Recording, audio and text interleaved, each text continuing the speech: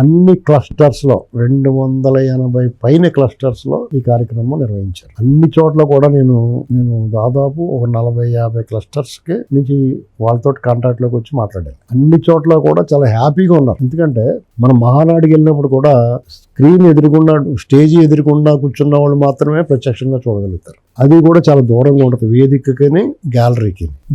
అప్పుడు కూడా digital screen మీదే చూడాలి, అవునా కదా? అదే ఎక్స్పీరియన్స్ ఇప్పుడు ఎక్కడో చోట ఒక పార్టీ ఆఫీసులోనో, లేకపోతే చిన్న కళ్యాణ ఫంక్షన్ హాల్లోనో, లేకపోతే ఎక్కడ ఖాళీ ప్రదేశంలోనో అవి అందుబాటులో లేని చోట తగిన ఏర్పాట్లు చేసుకున్నారు. మనం మహానాడికి వెళ్ళాం అనుకోండి, అన్ని దగ్గర ఉండవు కదా. ఇప్పుడు సపోజ్ కడపలో జరిగింది, శ్రీకాకుళం నుంచి వెళ్ళాలి కదా, బస్సుల్లో వెళ్ళాలి. కార్యకర్తలందరూ ఎమ్మెల్యే గారు ట్రాన్స్పోర్ట్ ఏర్పాటు చేయాలి, మళ్ళీ అక్కడ వసతులు ఏర్పాటు చేస్తారు. అక్కడ ఉన్నవాళ్ళు దారిలో ఫుడ్, అక్కడ వ్యవహారం, అందరినీ అప్తారపత్తంగా చాలా జాగ్రత్తగా చూసుకోవాలి. అంటే ఇన్నాళ్ళు ఎప్పుడు కూడా దీన్ని నొప్పిగా భావించలేదు ఎవరు. అదొక పండక్కి వెళ్తున్నాను.